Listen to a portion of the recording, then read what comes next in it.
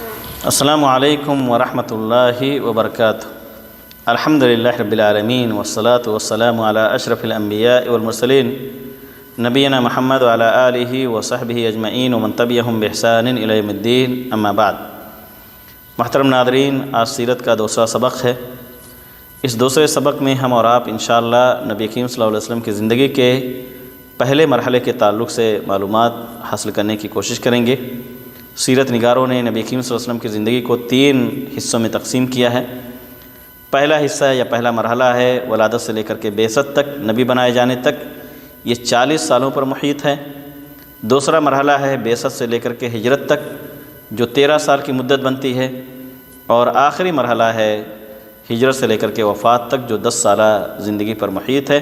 اس طریقے سے آپ صلی اللہ علیہ وسلم کو پورے 63 سال کی زندگی اس دنیا کے اندر ملی۔ آپ کی ولادت سے پہلے 2 اہم واقعے رونما ہوئے۔ ایک یہ کہ زمزم کا کنواں، جو کہ اہل مکہ کے نظروں سے اوجھل تھا، مکہ کے لوگوں کو پتہ بھی نہیں تھا کہ زمزم کا کنواں خانہ کعبہ کی کس طرف ہے، اور ان کے لیے بہت مشکل تھا کہ خانہ کعبہ کے صحن کی کھدائی کر کے اس کا پتہ لگایا جائے، کیونکہ پتھریلی علاقہ تھا، صفا مروہ کی پہاڑی کے بغل میں تھا، ممکن نہیں تھا کہ اس طریقے سے کھدائی کی جائے اور زمزم کے کنویں کا پتہ لگا لیا جائے۔ اللہ تعالیٰ نے خواب میں دکھلایا عبد المطلب کو، جو کہ آپ کے دادا تھے، اور خانہ کعبہ کے بغل میں ہی تھوڑی دوری پر زمزم کے کنواں دریافت ہوا۔ دوسرا واقعہ جو رونما پیش ہوا وہ اصحاب فیل کا واقعہ ہے، جس کا ذکر اللہ تعالیٰ نے قرآن میں کیا ہے سورہ فیل میں۔ ابرہہ نامی شخص، جو کہ یمن کا گورنر تھا، اس نے ایک لشکر تیار کیا۔ اس کا ارادہ تھا کہ ایک کلیسا تیار کر کے خانہ کعبہ کا جو رخ کر رہے ہیں ان کو اپنی کلیسے کی طرف پھیر کر کے اقتصادی فائدہ حاصل کیا جائے۔ اس نے بنایا بھی کلیسا، لیکن لوگ کہاں اللہ تعالیٰ کے گھر کو چھوڑ کر وہاں جانے والے تھے۔ چنانچہ اس کے دل میں خیال آیا کہ کیوں نہ اس گھر کو ہی گرا دیا جائے جو مکہ کے اندر تھا۔ لشکر لے کر کے آیا، وادی محصر تک پہنچا، جو کہ مزدلفہ اور مینا کے درمیان ایک چھوٹی سی وادی ہے۔ اس کے قافلے کا جو لشکر تھا، خاص طور سے ہاتھیوں کا لشکر، آگے بڑھنے سے انکار کیا، اور وہیں پر اللہ رب العالمین نے ابابیل پرندوں کے ذریعے سے اس کو ہلاک کیا۔ اس طریقے سے ان دونوں واقعے کے ذریعے سے ایک اشارہ تو مل گیا تھا اہل مکہ کو خاص طور سے اور پوری دنیا کو، کہ اب اس گھر کی حفاظت کرنے والا اللہ کا آخری نبی اور پیغمبر آنے والا ہے، جن کے تعلق سے بشارت بھی پچھلے آسمانی کتابوں کے اندر موجود تھی۔ چنانچہ نبی کریم صلی اللہ علیہ وسلم کی ولادت جزیرہ عرب کے معروف اور مشہور شہر مکہ کے قبیلے قریش کے بنی ہاشم خاندان میں ہوئی۔ آپ کی ولادت 20 یا 22 اپریل سن 571 عیسوی بروز دوشنبہ کو ہوئی۔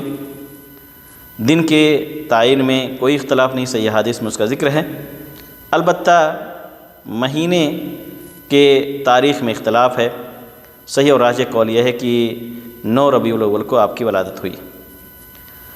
آپ صلی اللہ علیہ وسلم کی ولادت سے قبل ہی آپ کے والد کا انتقال ہو چکا تھا۔ صحیح اور راجح قول کے مطابق آپ گویا یتیم پیدا ہوئے تھے۔ ولادت کے بعد دادا عبد المطلب نے آپ کا نام محمد رکھا اور والدہ نے احمد منتخب کیا۔ آپ کی والدہ کا نام آمنہ بنت وہب تھا۔ کچھ دنوں تک آپ نے اپنی والدہ کا دودھ پیا۔ ابو لہب کی لوڈی سویبہ نے بھی آپ کو دودھ پلایا۔ کچھ اور عورتوں کا ذکر ملتا ہے، لیکن سب سے خوش نصیب عورت جو ہیں جن کے ہاتھوں آپ کی ابتدائی سالوں میں پرورش ہوئی، وہ حلیمہ سعدیہ ہیں۔ اہل مکہ بھی اہل عرب کے طریقے سے اپنے بچوں کو گاؤں اور دیہات میں بھیج دیتے تھے، تاکہ وہاں پر وہ بیماریوں سے محفوظ ہو کر کے ایک بہترین ماحول میں ان کی تربیت ہو، زبان پر ان کی قدرت ہو۔ فصیح زبان بھی دیہاتی علاقوں میں بولا جاتا تھا۔ آپ صلی اللہ علیہ وسلم حلیمہ سعدیہ کے گود میں پرورش پاتے رہے۔ 2 سال تک عام طور سے بچے رہتے تھے، لیکن حلیمہ سعدیہ نے آپ کے ذریعے سے جو برکات، جو فوائد و ثمرات حاصل کیں، اس کی وجہ سے انہوں نے مزید آپ کو اپنے پاس رکھنے کا ارادہ کیا، اور آپ کی والدہ بھی تیار ہو گئیں۔ اس طریقے سے تقریباً 4 سے 5 سال آپ حلیمہ سعدیہ کے گھر پرورش پاتے رہے۔ شق صدر کا واقعہ پیش آیا، آپ کے سینے کو چاک کیا گیا فرشتوں کے ذریعے سے، اور اس حصے کو آپ کے دل سے، اس ٹکڑے کو نکال دیا گیا جہاں پر شیطان کا وسوسہ غالب آتا ہے، زمزم کے پانی سے آپ کے اس جگر کو دھلا گیا، اور یہ واقعہ پیش آنے کے بعد حلیمہ سعدیہ خوفزدہ ہو گئیں اور آپ کو الا کر کے آپ کے والدہ کے حوالے کر دیا، اور اس واقعے کا بھی تذکرہ کیا۔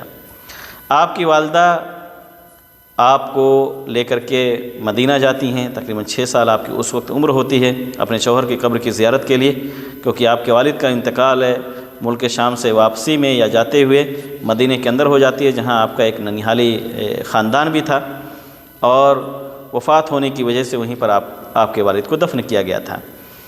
قبر کی زیارت کر کے جب واپس لوٹتی ہیں آپ کی والدہ، ساتھ میں ام ایمن بھی ہوتی ہیں جو ان کی لوڈی ہوتی ہیں، آپ کی والدہ کا انتقال مقام ابوا پر ہو جاتا ہے، جو کہ مکہ اور مدینہ کے درمیان میں ایک چھوٹا سا گاؤں ہے، ابھی بھی وہ آبادی موجود ہے، اور آپ کی والدہ کے انتقال کے بعد وہیں پر دفن کر دیا جاتا ہے۔ ام ایمن آپ کو لے کر کے آتی ہیں اور آپ کے دادا عبد المطلب کے گود میں آپ کو ڈال دیتی ہیں۔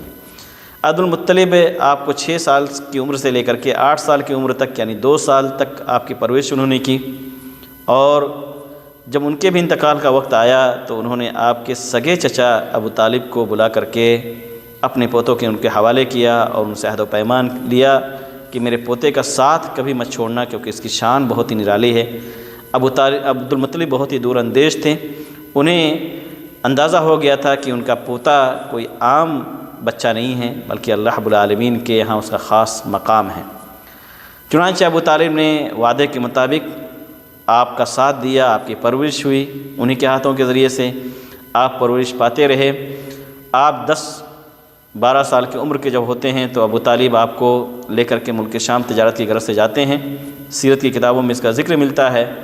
بحیرہ راہب نامی شخص جب آپ کو دیکھتا ہے تو ابو طالب کو کہتا ہے کہ اس بچے کو لے کر کے ملک شام نہ جائیں، مجھے خوف ہے کہ اگر یہودیوں نے دیکھ لیا تو انہیں قتل کر دیں گے، کیونکہ وہ آخری نبی کا انتظار کر رہے ہیں، اگر انہیں پتہ چلا کہ جزیرہ عرب میں یہ نبی آ گیا ہے تو ان کو زندہ نہیں چھوڑیں گے۔ یہ اکثر سیرت کی کتابوں میں ملتا ہے، البتہ بعض اہل علم نے اس پر کلام بھی کیا ہے۔ آپ مکہ آتے ہیں، تھوڑے اور بڑے ہوتے ہیں، اہل مکہ کے لوگوں کی بکریوں کو آپ چند قیرات کے عوض میں چراتے ہیں، جو کہ ایک طریقے سے اگر کہا جائے زندگی گزارنے کے لیے کچھ پیسوں کی درہم و دینار جو اس وقت چلتے تھے اس کی ضرورت تھی۔ قراریت جو کہتے ہیں درہم یا دینار کے کچھ سکے آپ کو مل جاتے تھے۔